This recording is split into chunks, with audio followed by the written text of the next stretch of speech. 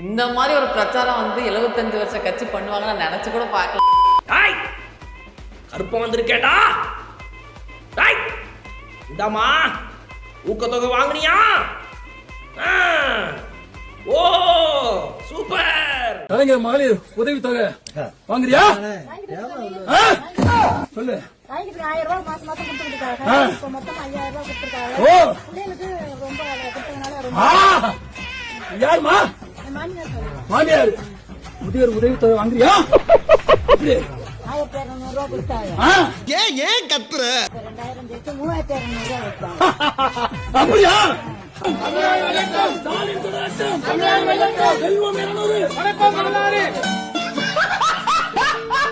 தனுஷ் அவர்களை பத்தி நம்ம ஒரு வீடியோ போட்டிருந்தோம். நிறைய பேர் அதை ரொம்ப ரசிச்சு வந்து சூப்பரா இருந்துச்சுன்னு சொல்லியிருந்தாங்க. அதுக்கப்புறம் தனுஷ் அவர்கள் வந்து ஆக்சுவலா எங்க இருந்து காப்பி அடிச்சிருக்காரு இத அப்படிங்கிறது வந்து ஒரு வீடியோவா வெளியே வந்து நாளுக்கு முன்னாடி. I remember I was playing a game with my 9-year-old son John Leslie, and I beat him 10 straight games in a game called Connect 4. And finally, I said, John Leslie, I'm bored. I don't want to play you anymore. And I got up. I said, I'm ready to go to sleep now. John Leslie said, no, you can't go now, Dad. I said, why? He said, it's not over until I win. எங்க சின்ன வயசுல போது அவர் உட்கார்ந்து video game விளையாடுவாங்க. 2 game நான் ஜெயிப்பேன், 1 game அவர் ஜெயிக்க விட்டுருவேன். ஒரு நாள் நடந்தா கண்டிப்பா நம்ம ஜெயிப்போம். அவர் என்ன பண்ணுவாரு பார்க்கலாம். அன்னைக்கு ஃபுல்லா நான் ஜெயிச்சிட்டே இருந்தா தோத்துட்டே இருந்தா. ஒரு டைம் எனக்கு டைம் ஆச்சு. நான் அப்படியே மெதுவா எந்திரிச்சு போதும்பா. நாளைக்கு விளையாடலாம் எங்க ஜெயிக்கிறீங்க? உட்காருங்க அப்படினா. ஏன் அப்படி கேட்டா? நான் இன்னும் ஜெயிக்கலையே அப்படின்னு சொன்னேன். என்ன பங்கு? மாட்டிக்கிட்ட பங்கு. என்னைக்கு வந்து முதல்வர் வந்து கர்நாடகா போறாரோ அன்னைக்கே வந்து எதிர்கட்சி தலைவர் உதயநிதி ஸ்டாலின் அவரோட தலைமையில வந்து தஞ்சையில வந்து ஒரு ஆர்ப்பாட்டம் நடக்கிறதா மு.க. ஸ்டாலின் அவர்கள் வந்து சொல்லியிருக்காரு சார். பயிர்க்கடன் தள்ளுபடி மாற்றம், அப்புறம் இந்த மேட்டூர் அணை திறக்கப்படாததால குறுவை சாகுபடி பாதிப்பு, விவசாயிகள் பிரச்சனையை பற்றி நான் பேசுறாருங்க. நான் சிம்பிளா ஒண்ணு கேட்கிறேன். இவ்வளவு அக்கறை இருக்கிற நீங்க, இவ்வளவு நல்ல அரசியல் பண்ற உங்களை எதுக்குங்க இங்க மக்கள் வந்து 2026 எலெக்ஷன்ல வந்துட்டு தொடங்கி அடிச்சு வீட்டுல உட்கார வச்சாங்க? நீ கேட்ட ஒவ்வொரு கேள்வி என்ன செருப்பால் அடிச்ச மாதிரி இருக்குடா.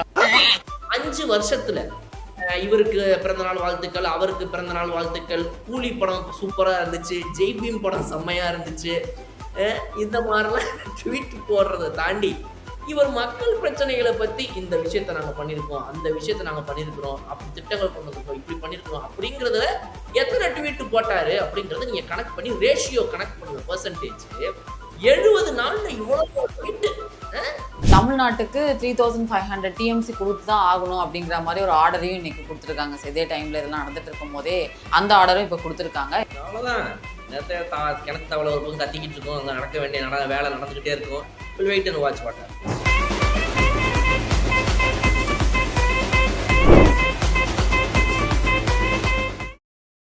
கண்ணாடி மேடை நேயர்களுக்கு வணக்கம். வணக்கம் சார். வணக்கம் பூழி. வீடியோவை ஸ்டார்ட் பண்ணுறதுக்கு முன்னாடி நான் சில விஷயங்களை சொல்லிட்டு ஸ்டார்ட் பண்ணணும்னு நினைக்கிறேன். ஸோ முதல்ல பார்த்தீங்க அப்படின்னா வந்துட்டு இந்த ஒர்க் ஃப்ரம் ஹோம்லேருந்து நான் ஒர்க் பண்ணுறதுக்காக நிறைய பேர் கமெண்ட்டில் 2-3 பேர் சொன்னதெல்லாம் நான் பார்த்தேன். ஐயா தயவுசெய்து நேரில் வந்து பேசுங்க அப்படின்னு சொல்லி அதுக்கு முதல்ல மன்னிக்கணும். ஒரு சில காரணங்கள்னால என்னால் வர முடியலை, இன்னும் சீக்கிரமாக ஆஃபீஸ்க்கு ஊரில் இருக்கிறேன். நான் சீக்கிரத்தில் நான் வந்துடுறேன். அதனால் வந்து தயவுசெய்து அதை மட்டும் கொஞ்சம் அட்ஜஸ்ட் பண்ணிக்கோங்க. அது ஒன்று. 2வது விஷயம் பார்த்தீங்க அப்படின்னா வந்து வெளிநாடுகள்லேருந்து சில பேர்லாம் பார்த்தீங்க அப்படின்னா வந்துட்டு யூரோவில், அப்புறம் வந்துட்டு யூஎஸ்டியில், அந்த மாதிரிலாம் வந்துட்டு சில நாடுகள்லேருந்து வந்து நமக்கான சப்போர்ட்டை கொடுக்குறாங்க, யூடியூப் மூலமாக கொடுக்குறாங்க. பட் அது மொத்தமாக நமக்கு வந்து சேராது அப்படின்ற ஒரு விஷயமும் இருக்குது. ஸோ அது நமக்கு கட்டாயி திரும்ப கொஞ்சம் தான் வந்து சேரும். அதனால் வந்து அது போல் நமக்கு உதவணும்னு நினைக்கிறவங்க, நமக்கு சப்போர்ட் பண்ணணும்னு நினைக்கிறவங்க வந்துட்டு ஸ்க்ரீனில் தெரிகிற இந்த பேங்க் டீட்டெயில்ஸ்க்கு உங்களோட சப்போர்ட்டை நீங்கள் தெரிவிக்கலாம். கண்டிப்பாக நீங்கள் கொடுக்குற அந்த மாதிரி அமௌண்ட் எங்களுக்கு ஹெல்ப்ஃபுல்லாக தான் இருக்குது. எங்களை போன்ற ஒரு சின்ன சேனலில் இது மாதிரி வந்து ஒரு பெரிய விஷயங்களை செய்யும்போது கண்டிப்பாக ஒரு ஃபினான்ஷியல் ஸ்ட்ரகிள் இருக்கு தான் செய்யும். அதுக்கு உங்களுடைய சப்போர்ட் நீங்கள் கொடுக்குறது பெட்டர். பட் ஆனால் வந்து அது மூலமாக கொடுக்குறத விட இந்த மாதிரி நீங்கள் கொடுத்தீங்க அப்படின்னா டேரெக்டாக அது எங்களுக்கே முழுசாக வந்து சேரும்ன்றதை நான் வந்து சொல்லிக்கிறேன். ஸோ வீடியோக்குள்ள போவோம். டாய் கருப்பம் வந்திருக்கேடா. டாய் இந்தாமா ஊக்கத்தொகை வாங்குனியா? ஓ சூப்பர் அப்படின்னு நடந்த சில சம்பவங்கள்லாம் வந்துச்சு. கருப்பா பாத்தீங்களா வீடியோலாம் பூழி? பார்த்தேன் சார் பார்த்தேன். கலைஞர் மகளிர் உதவி தொகை வாங்குறியா? சொல்லு. 1000 ரூபாய் மாசம் மாசம் கொடுத்துருக்காங்க. இப்ப மொத்தம் 5000 ரூபாய் கொடுத்துருக்காங்க. பிள்ளைகளுக்கு ரொம்ப கொடுத்ததுனால ரொம்ப. யாருமா? மாமியார் முதியோர் உதவி தொகை வாங்குறியா? 1200 ரூபாய் கொடுத்தாங்க. ஏன் கத்துற? 2000 சேர்த்து 3200 ரூபாய் கொடுத்தாங்க. அப்படியா?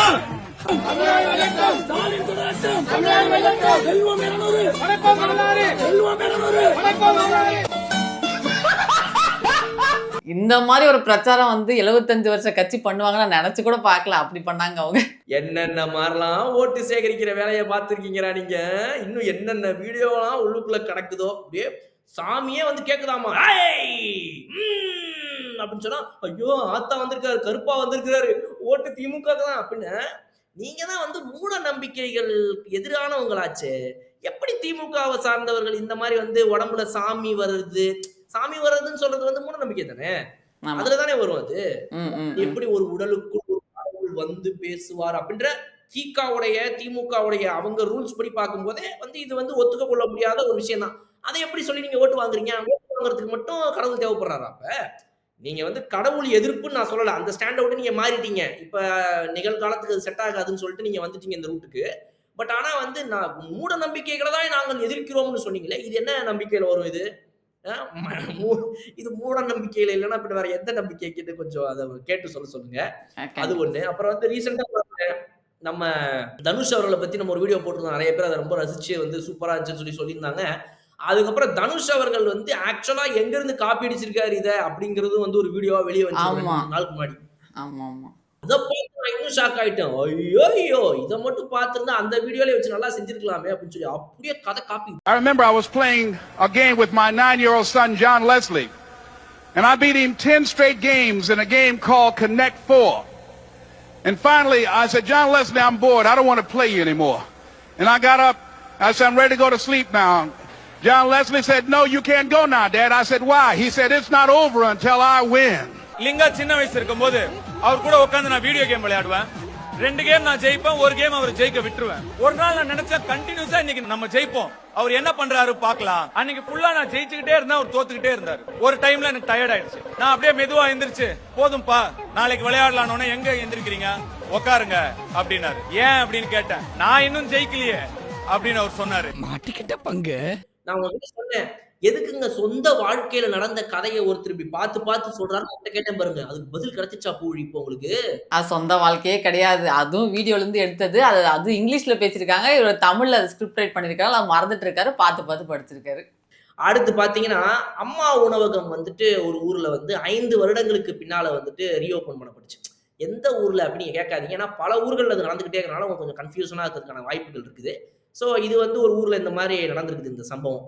இது நடந்ததன் பின்னால என்ன ஒரு முக்கியமான விஷயம் நமக்கு தெரிய வந்திருக்குது அப்படின்னா, 5 வருஷமா அது செயல்படல திமுகவோட ஆட்சி காலத்துல அப்படிங்கிறத விட இன்னும் முக்கியமானது, அம்மா உணவகம்ன்ற இடத்துல அம்மான்ற வார்த்தையை சொரண்டி பிச்சு தூக்கி போட்டுட்டு வெறும் உணவகம்னு வச்சு கடையை மூடி சாவி எடுத்துட்டு கிளம்பி போயிட்டாங்க திமுக காரங்க.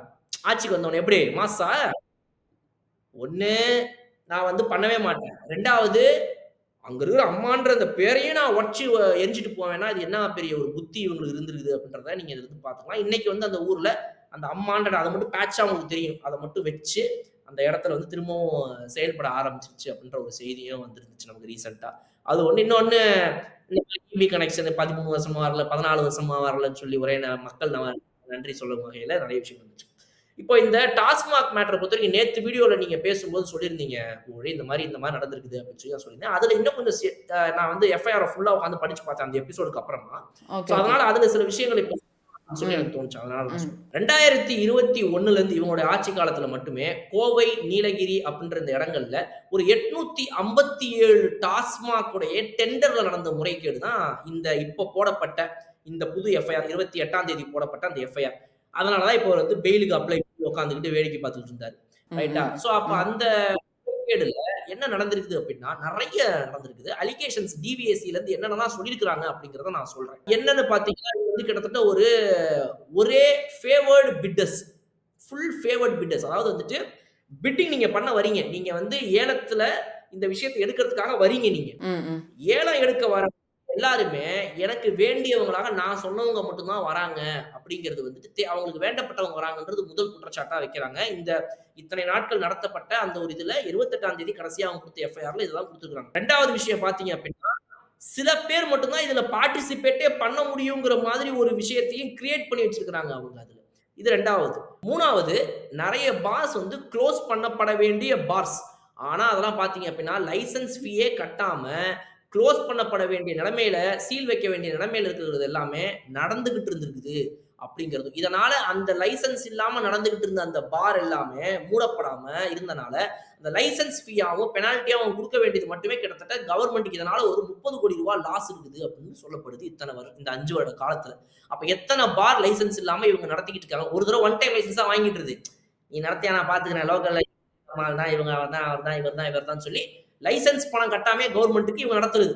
இது 3வது குற்றச்சாட்டு. 4வது பாட்டில்ஸ் டிப்போல இருந்து வரும்போதே பாத்தீங்க அப்படின்னா நான் எங்கெங்க சொல்றேனோ அங்கங்க இது போகணும், இந்த இதை இங்க அனுப்பு அதை இங்க அனுப்புன்னு சொல்லி அதை டிரான்ஸ்பர் பண்றது, அதுல ஒரு முறைகேடு நடந்திருக்கிறதாகவும் சொல்லப்படுது. 5வது டிடி, அதாவது என்ன ஜோக் பாருங்க, இதுதான் இருக்கிறதுலே ஹைலைட்.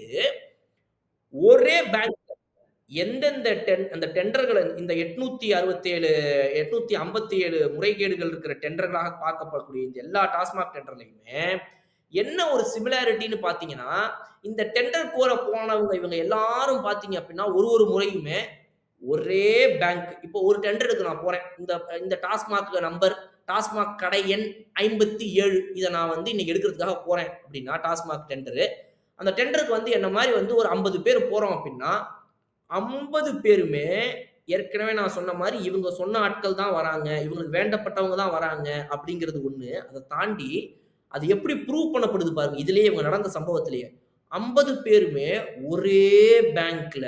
ஏன்னா நீங்க ஒரு டிடி எடுத்து கொடுக்கணும், இந்த மாதிரி டெண்டருக்கு நான் எடுக்கிறதுக்கு நான் வரேன் அப்படின்னா அதுக்கு ஒரு பேசிக் ஃபீ நீங்க கட்டணும் இல்லையா, டெண்டருக்கு நீங்க ஏலம் போடுறதுக்கு. அந்த வைப்பு தொகை கட்டுறதுக்காக அந்த டிடி 50 பேருமே ஒரே பேங்க்ல அடுத்த டிடி நம்பர்.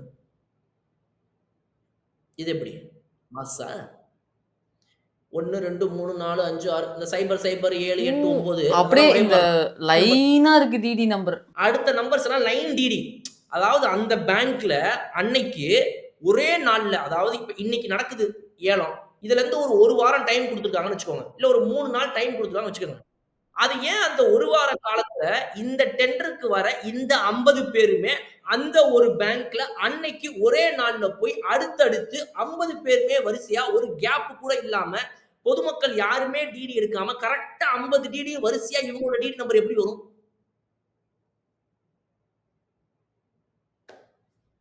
அப்போ போங்கடா போயிட்டு டிடி எடுத்துட்டு வாங்க எல்லாரும். ஐயா நானே இவங்க 50 பேருக்கு சேர்த்து டிடி எடுத்துடுறேன்.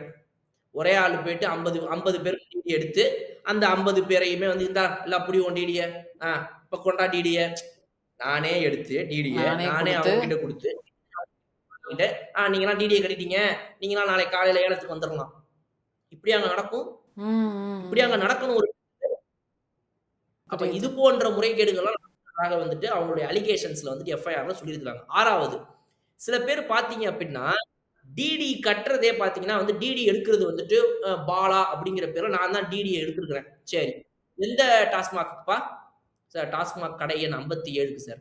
டாஸ்மாக் கடை எண் 57 ஓனர் யாரு? பூவிழி. என்ன பூவிழி பேர்ல பார் லைசன்ஸ் இருக்குது, ஆனா டிடி பாலா எடுக்கிறாரு. அப்படிதான் அந்த மாதிரி நிறைய பார் ஓனருங்க இருக்காம டிடியை வேற யாரும் கட்டுறாங்க. மிஸ்மேட்சிங் ஆகுது ரெண்டு பேரும். மிஸ்மேட்ச். 7வது, மூலனூர் கார்த்திங்கிறவர் தான் இதுல மிக முக்கியமான ஒரு ஆர்கனைஸ்டு கிரைம் சிண்டிகேட்ல இவங்க பின்னாடி இருக்கிறதாக அவங்க எஃப்ஐஆர்ல சொல்றாங்க. அவரே வாங்குறாரு, அவரே தான் இந்த கவர்மெண்ட் சார்பாக இங்க செந்தில் பாலாஜிக்காக செயல்படக்கூடியவராக இருக்கிறாரு. அவரே சொந்தமா பல பார்களையும் அங்க நடத்துறாரு அப்படிங்கிறதும் இங்க சொல்லப்படுது. 8வது, டிஸ்டிலரிஸ்ல இருந்து ஃபுல் பிரைபை கொடுத்துட்டு நான் சொல்ற சரக்கை தான் நீ இந்த டாஸ்மாக்ல தான் விற்கணும், அதாவது இந்த சரக்கெல்லாம் இந்த கடைக்கு தான் நீ விற்கணும், நீ அவனுக்கு எல்லாம் கொடுக்காத, ஏன்னா அவன் வேற எவனும் ஒருத்தன் பார் நடத்துறான், நம்ம ஆளுங்க நடத்துற பாருக்கு மட்டும் குடுறா இந்த சரக்கெல்லாம், அவங்க பாருக்கெல்லாம் சரக்கு கொடுக்காதரா அப்படின்னு சொல்லி டிஸ்டிலரியில இருந்து வரும்போதே நீங்க எந்தெந்த டாஸ்மாக்கு போகணும்னு சொல்லி அதுலயுமே ஒரு வேலையை பார்த்து விடுறது. 9வது, ரத்தீஷ் ராஜ் அப்படிங்கிற ஒரு பிரைவேட் தனிநபர் ஒருத்தர் பாத்தீங்க அப்படின்னா ஐஏஎஸ் விஷாகன் அப்படின்ற ஒருத்தர் இப்ப இந்த எஃப்ஐஆர்ல 7 பேர் இருக்குது, அந்த 7 பேர்ல ஒருத்தர். அவரை டிரெக்ட் பண்றதே இந்த தனிநபர் தான். விஷாகன் ஐஏஎஸ் இந்த இதுல இந்த இடி இந்த டாஸ்மாக் துறையில இருக்கக்கூடிய மிக முக்கியமான பொறுப்புல இருக்கிற அவர் தான் டைரக்டராக அங்க.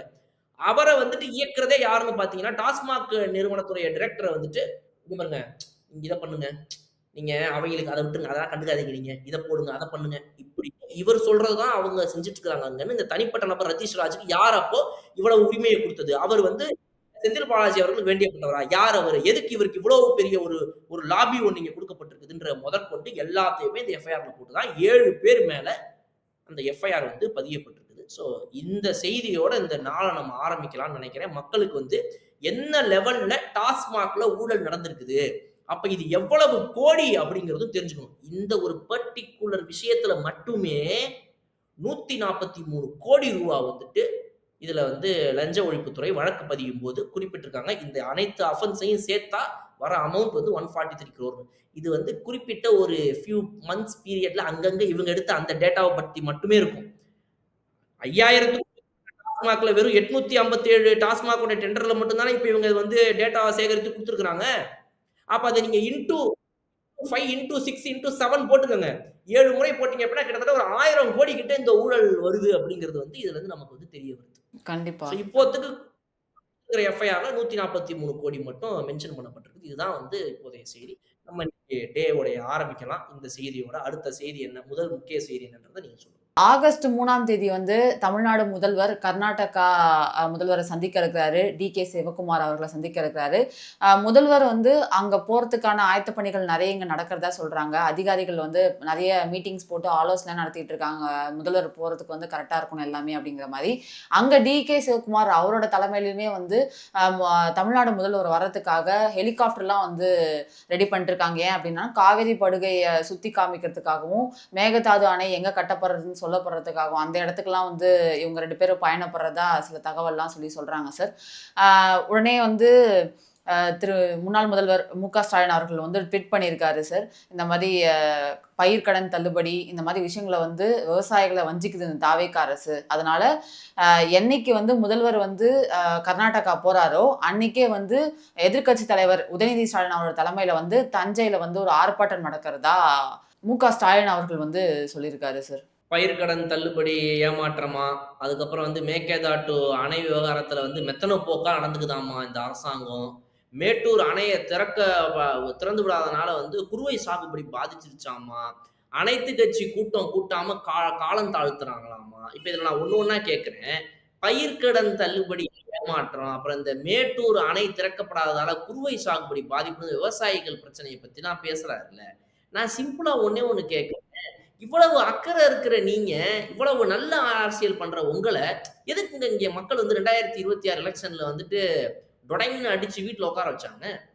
ஏன் உட்கார வச்சாங்க? நீங்க தான் இவ்வளவு மக்கள் சிந்தனையிலே இருக்கீங்க. எந்நேரமும் மக்கள் மக்கள் மக்கள் மக்கள் மக்கள்.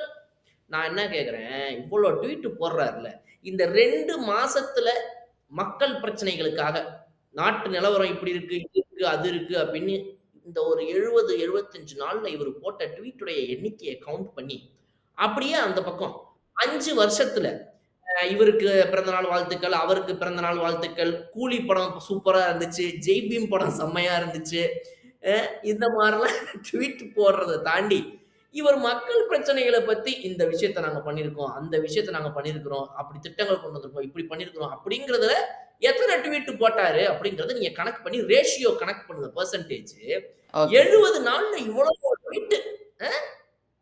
ஏன் இந்த வேகம் வந்து ஒரு 5 வருஷத்துல ஆட்சியில இருக்கும்போது இருந்திருந்தா தமிழ்நாடு என்ன சூப்பரா இருந்திருக்கும். என்னங்க திருப்பியும் அவங்களே கூட வந்திருப்பாங்க சார் ஆட்சிக்கு, அந்த மாதிரி எல்லாம் பண்ணிருந்தாங்கன்னா இல்லையா? இல்ல எனக்கு தெரிஞ்சு இப்பதான் அவர் வந்து திருமுகன் சேட்டை அப்படின்னு சொல்லி இந்த விக்ரம் மாதிரி வந்து ஸ்பீடு மருந்து எடுத்திருக்காருன்னு நினைக்கிறேன். செயல்படுறாரு. இருமுகன் சேட்டையெல்லாம் பண்ணாதான் மக்கள் இந்த சேட்டைக்கெல்லாம் ஒரு வேட்டையாடிட்டாங்க எலெக்ஷன்ல ஓட்டு போடும் போது. இதுல இன்னும் வந்துட்டு இந்த மாதிரி இதுல இன்னொரு மேட்டர் என்னன்னா, இந்த மேகதாட்டு அணை விவகாரத்துல மெத்தன போக்கா நடந்துக்கிறாங்க. என்ன இப்ப போராடுவோம் போராடுவோம் அப்படின்னு சொல்லிட்டு ஒரு பிரஸ் மீட் ஒரு 10 பேரை கூப்பிட்டுட்டு வச்சு நின்றுட்டு கர்நாடகா அப்படின்னு ஒரு பேப்பர்ல எழுதி போட்டோஷாப் பண்ணி ஏஐ ஜெனரேட்டட் இமேஜ் ஒன்று ரெடி பண்ணி அப்படின்னு கொளுத்தணுமா? இல்ல வந்துட்டு கர்நாடகா வந்து இந்த மேகதாட்டு அணையை கட்டினால் அப்படின்னு சொல்லிட்டு ஒரு 10 பேரை வச்சுக்கிட்டு நாங்கள் தமிழ்நாட்டில் சும்மா இருக்க மாட்டோம், ஆமாம் சும்மா இருக்க மாட்டோம், ஆமாம் சும்மா இருக்க மாட்டோம் அப்படின்னு சொல்லி இது பண்ணணும். இப்போ இதானே வேணும். இப்ப மெத்தன போக்கு என்ன இப்பதானே பண்ணிருக்கணும். அப்புறம் நீட் விவகாரத்தை பொறுத்த வரைக்கும் வந்துட்டு ரோட்ல உட்காந்து போராடுவோம் NEET ban we want NEET ban we want NEET ban கத்திருக்கணும். சரி, நீங்க எல்லாம் கத்துனீங்களே, நீட் பேன் ஆயிடுச்சா? நடக்கலையே பாஸ். ஞாயிற்றுக்கிழமையே இவங்க கூட்டத்தை கலைச்சிட்டு வீட்டுக்கு போயிருவாங்க நான் சொன்னேனா இல்லையா? ஆமா ஆமா அது அதே மாதிரி நடந்துச்சு. அதனால இவங்களோட இந்த வே ஆஃப் பாலிடிக்ஸ் தான் ஒரு பாலிடிக்ஸ், ஒரு டெம்ப்ளேட் அரசியலை வச்சுக்கிட்டு அதுக்குள்ள இவரும் குதிக்கணும்னு எதிர்பார்க்கறாங்க. ஐ எம் வெரி சாரி, கிணத்துக்குள்ள குதிச்ச நீங்க வேணா எப்படியாவது யாராவது பக்கத்துல போகும்போது கை கொடுத்து நீட்டி வாங்க மேலன்னு சொல்லும்போது எந்திரிச்சு வர தயாரா இருந்து வந்தீங்கன்னா ஓகே. ஆனா ஜோசப் விஜய் அவர்கள் தமிழ்நாடு முதல்வர் உங்களை மாதிரி கிணத்துக்குள்ள குதிக்கிறதுக்கு தயாரா இல்ல.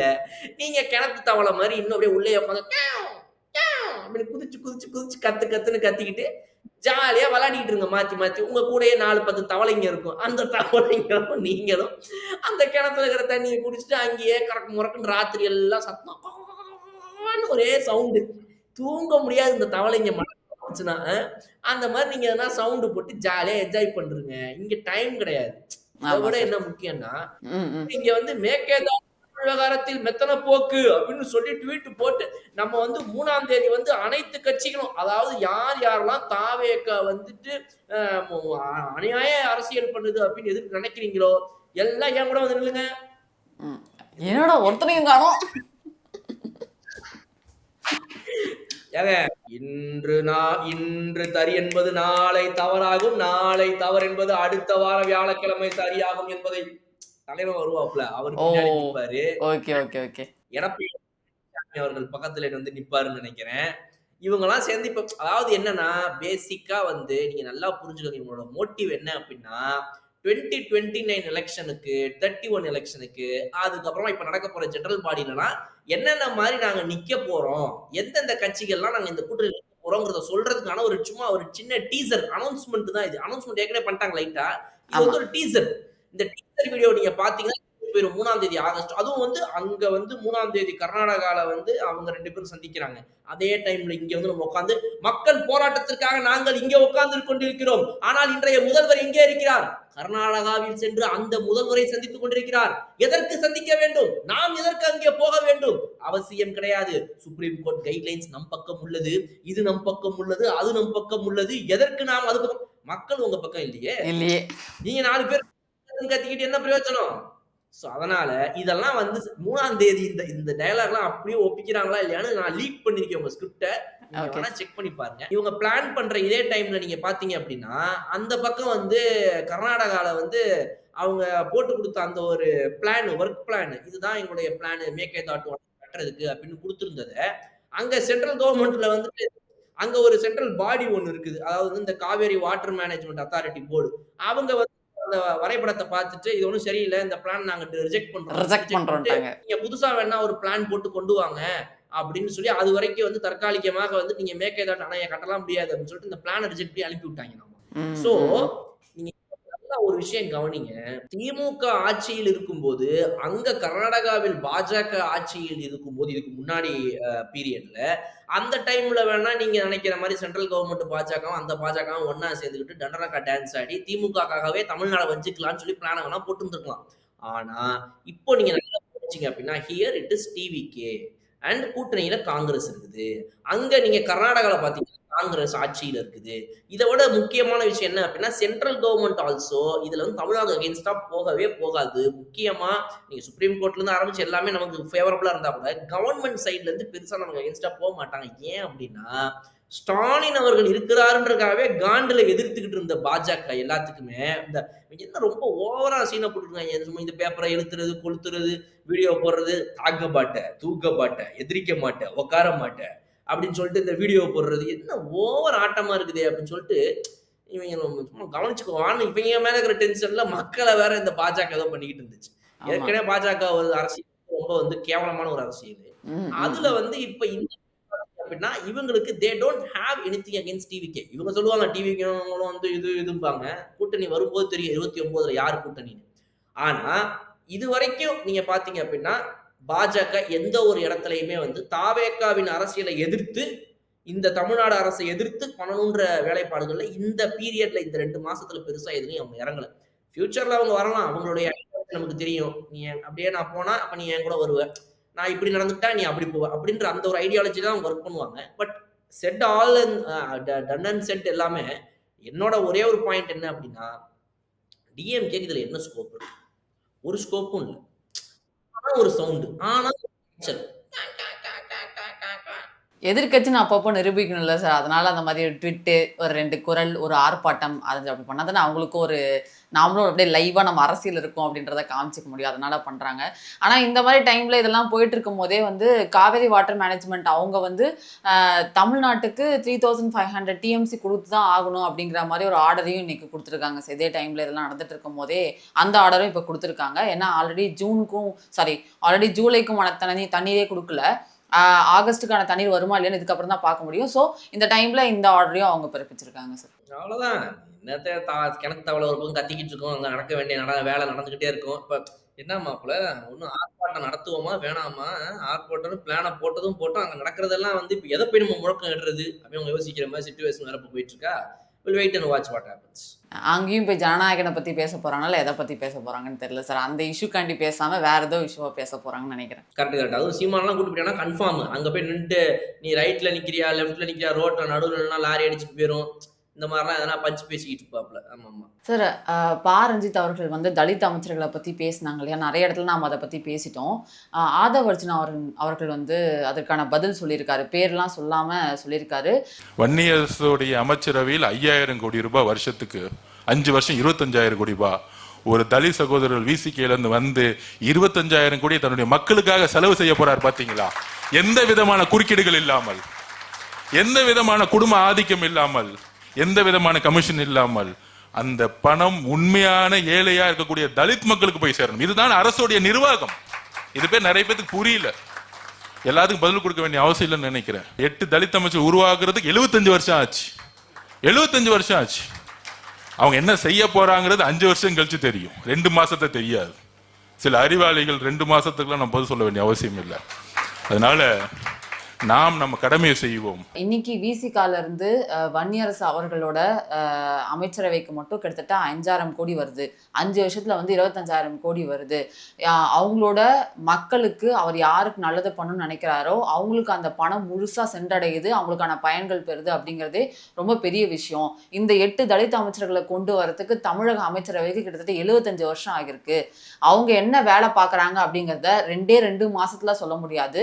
5 வருஷம் கழிச்சு கண்டிப்பா அதோட பயன்கள் எங்கெங்கெல்லாம் நடந்திருக்கிறது உங்க காதலே வரும் அப்படிங்கிற மாதிரி சொல்லாம ரஞ்சித்துக்கு அவர்களுக்கு அந்த பதில சொல்லியிருக்காரு சார். இல்ல சொல்லாம சொல்லியிருக்காருன்னு சொல்லி கூட ரஞ்சித்துக்கு அந்த பதில் போயிருக்கு அப்படிங்கிற மாதிரி நம்ம அதை எடுத்துக்கலாம். ஏன்னா எனக்கு அதுதான் எனக்கு ரொம்ப வருத்தமா போயிடும். அதனால வந்து அதை நம்ம ஸ்கிப் பண்ணிடலாம். பட் இதுல ஒரு விஷயம் நம்ம முக்கியமா கவனிக்க வேண்டியது ஆதவ் அர்ஜுனா அவர்கள் சொன்னதுல என்ன அப்படின்னா, அவங்களுடைய தொலைநோக்கு பார்வை ரொம்ப ஈஸியா தெரியுது. ஆதவ் அர்ஜுனா அவர்களோ இல்ல வந்துட்டு விஜய் அவர்களோ புஷி ஆனந்த் அவர்களோ இந்த அமைச்சர்கள் சிஎம் எல்லாரையும் நீங்க பாத்தீங்க அப்படின்னா they don't care about these quarrels. அதாவது வந்து இந்த இந்த இந்த இந்த இந்த சின்ன சின்ன சத்தங்களுக்கு, இந்த கூப்பாடுகளுக்கெல்லாம் வந்துட்டு அவங்க செவி சாய்க்கிறதே கிடையாது. We are here for a change. நீ எவ்வளவு வேணா பேசு, நீ என் மேல என்ன வேணா அவதூறு பண்ணு. Yes, I agree that there is certain administrative issues. Administration ரீதியாக இவங்களுடைய அந்த ஒரு ஒரு செயின்குள்ள வந்து இன்னும் சில விஷயங்கள்லாம் அங்கங்க வந்து செயின் ஸ்ப்ரே அடிச்சு மொத்தமா அங்கங்க நட்டு போல்ட் எல்லாம் மாத்தி அப்படி இப்படின்னு கொஞ்சம் சர்வீஸ் பண்ண வேண்டிய இடத்துல இருக்குதுதான். ஆமா, because they're all new to politics. அந்த அட்மினிஸ்ட்ரேட்டிவ் ரீதியான சின்ன சின்ன ஒரு லூப் ஹோல்ஸ், சின்ன ஒரு சின்னதுக்கு அதெல்லாம் அவங்க சரி பண்ணிட்டு தான் வந்துட்டு இருக்காங்க. அதையும் மீறி தவறு பண்ணுவர்களுக்கு வந்துட்டு இது கொடுத்துட்டு இருக்காங்க, தண்டனை கொடுக்கறது, கட்சியை விட்டு நீக்கிறது, எல்லாத்தையும் பண்ணிக்கிட்டு தான் இருக்கிறாங்க. அதையும் மீறி அப்ப நீங்க நல்லா பாருங்க, ஒரு அரசியல் கட்சியிலையுமே இதுக்கு முன்னாடி பண்ணாத விஷயங்கள் இன்னைக்கு என்ன நடக்குதுங்க அப்படின்னா உடனடியா நீக்கப்படுறாங்க. சஸ்பெண்ட்லாம் கிடையாது, இந்த பார்ட்டி அடிப்படை உறுப்பினர்ல இருந்தே வந்து ரிமூவ் பண்ணப்படுறாங்க. அப்ப அந்த மாதிரி நிலைமையில மக்கள் இப்ப என்ன பண்றாங்க பாருங்க, ஒவ்வொரு வீடியோவை எடுத்து போட்டு அப்ப இந்த எம்எல்ஏ பண்ணதை பாருங்க, அந்த எம்எல்ஏ பண்ணதை பாருங்க, இவரை பாருங்க, அவரை பாருங்க, இதை கேளுங்க, இதை கேளுங்க, இதை கேளுங்கன்னு மக்களும் இந்த நியூஸ் மீடியால வர வீடியோக்களை ஷேர் பண்ணி கேளுங்கன்றாங்க. அதுக்கு உடனே கமெண்ட்ஸ்ல வந்து இதுதான் மாற்றமா, இங்க பாரு இங்க பாருன்னு இந்த ஊப்பிங்க லைக்க போட்டு அந்த வீடியோல கேட்க பக்கம்னு சிரிச்சுட்டு இருக்கிறதையும் நம்ம பாக்குறோம். அப்ப இது போல சில விஷயங்கள் இருக்குது. அதை சரி செய்வதற்கு இந்த ஆட்சி, இந்த அரசாங்கம் கண்டிப்பாக நடவடிக்கைகளை எடுத்து தான் ஆகணும். அதுல எந்த ஒரு சேஞ்சஸும் கிடையாது. அதெல்லாம் ஒண்ணுமே கிடையாது, நம்ம முட்டு கொடுக்கவே கிடையாது. பட் ஆனா at the end of day, at any point, எந்த ஒரு நேரத்திலும் தமிழக மக்களுக்கு திமுகவை காட்டிலும் அதிமுகவை காட்டிலும் பல ஆயிரம் மடங்கு, ஐ எம் நாட் சேயிங் 10 மடங்கு 100 மடங்கு, பல ஆயிரம் மடங்கு பெட்டர் அரசியல் பண்றாங்க தாவேகா. அதனால இது மக்களுக்கு தெரியும். ஸோ அதனால இந்த பாரஞ்சித்து போன்றவர்கள் 5 வருஷமா வாயை மூடிட்டு உக்காந்துக்கிட்டு இன்னைக்கெல்லாம் வந்து வாய் பேசுறனால இவங்களுக்கு பதிலே சொல்ல மாட்டாங்க. They are moving forward. நான் வந்து எதுக்கு வந்து அதை பண்ணிக்கிட்டே இருப்பேன், நீ என்ன வேணா சத்தம் போட்டுட்டு இருக்காங்க. ஸோ அந்த அப்ரோச் எனக்கு டிவி கிட்ட பிடிக்குது. இவங்க வந்து பதில் பேசுங்க பதில் பேசுங்க பதில் பேசுங்க. நான் ஏன் உனக்கு பதில் பேசணும்? நீ சும்மா எதையா வாய் பேசிட்டு இருப்ப. இப்ப சிஎம், முன்னாள் சிஎம், இவர் ஒரு முன்னாள் எம்எல்ஏ, அவர் போட்ட அந்த ட்வீட்ல கூட பாருங்க, அனைத்து கட்சி கூட்டத்தை எப்ப நடத்த போறீங்க அப்படின்னு சொல்லி. எதுக்கு சார் நடத்தணும்? நீங்க கேட்டிருக்கீங்க அனைத்து கட்சி கூட்டத்தை நடத்துங்கன்னு சொல்லி. நீங்க சொல்றீங்க அனைத்து கட்சிகளுடைய ரெப்ரசன்டேட்டிவையும் கூட்டிகிட்டு போயிட்டு பிரைம் மினிஸ்டரை பார்த்து மனு கொடுத்துட்டு வரணும் அப்படின்னு சொல்லி சொல்றீங்க. எதுக்குங்க செய்யணும்? நீங்க சொல்றீங்கன்றதுக்காகலாம் எதுக்கு செய்யணும்? இதெல்லாம் வந்து கவர்மெண்ட் ரூலா. அந்த கவர்மெண்ட் ரூலை இவங்க ஃபாலோ பண்ணாம இருந்தா எப்படி கேட்பாங்க? அந்த மாதிரி இவர் என்னமோ எப்ப செய்ய போறீங்க, இதை ஏன் இன்னும் பண்ணாம இருக்கீங்க?